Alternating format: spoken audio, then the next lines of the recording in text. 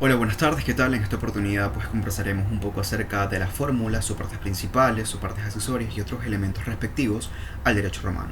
Me gustaría iniciar pues comentando que la fórmula o las partes principales de por sí es un escrito donde el magistrado designa un juez. Este también explica las pretensiones del demandante, los medios de defensa del demandado y autoriza al juez para absolver o condenar de acuerdo a lo probado en el juicio. Dentro de las partes principales de las fórmulas tenemos primero el nombramiento del juez. De por sí en la época clásica el juez no era un funcionario y tampoco un magistrado. Era un particular designado por las partes o elegido por las partes. También en este tiempo los repercutores pues tomaban posición o participaban en lo que eran juicios de especial interés para el público, como los procesos de libertad o los juicios repetundis, entre otros. El demonstratio o de hechos pues es el espacio en donde los hechos, se mostraban los hechos de acuerdo al derecho que se estaba alegando. También tenemos el intentio, donde allí el juez pues podía ver las pretensiones de los actores, y condenatio, que es la parte de la fórmula donde se le autoriza al juez condenar o absolver.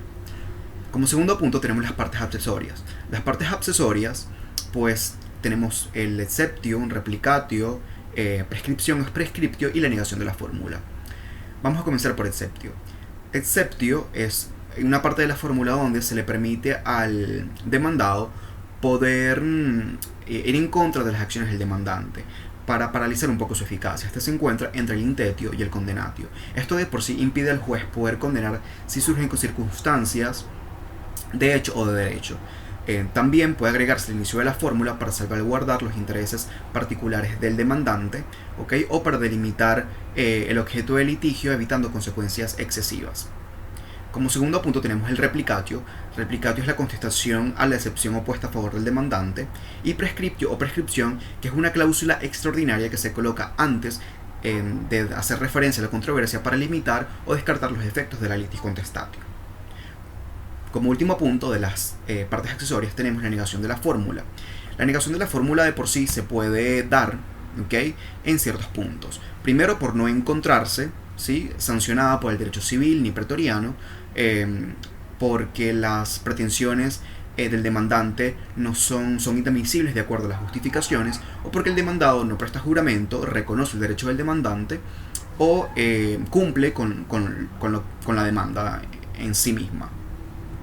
Respecto a otros elementos, vamos a conversar acerca del iudis legitimum, acerca de los recursos y el cognitio extraordinaria. El iudis legitimum eran todos los procesos o aquellos procesos que se daban dentro de las civitas o máximo una milla de Roma con romanos y un juez único. Solamente tenías tres consideraciones: debían ser romanos los actores, debe haber un juez único, tiene que hacerse en Roma o máximo a una milla de distancia. Dentro de los recursos, pues también podemos mencionar por otra parte que esta es la intervención que tienen los magistrados superiores o igual, o un tribuno plebe que oponía un veto.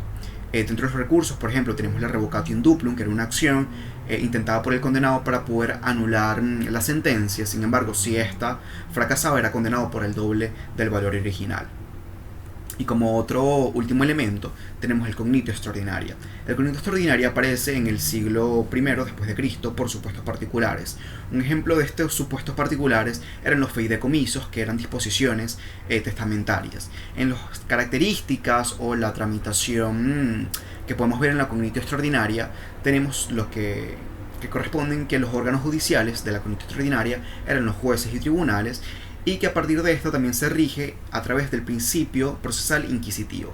Es decir, que el juez podía en ese momento pues ordenar de oficio que se practicaran nuevas pruebas y que también se pudiera interrogar libremente las partes. Dentro de los medios de prueba que se podían presentar estaban las pruebas de testigos, los informes periciales, la declaración jurada de las partes o la prueba de documentos específicos. También estaban las pruebas de presunción, que eran las presunciones de hechos a los cuales el ordenamiento jurídico le daba un efecto determinado. Muchas gracias.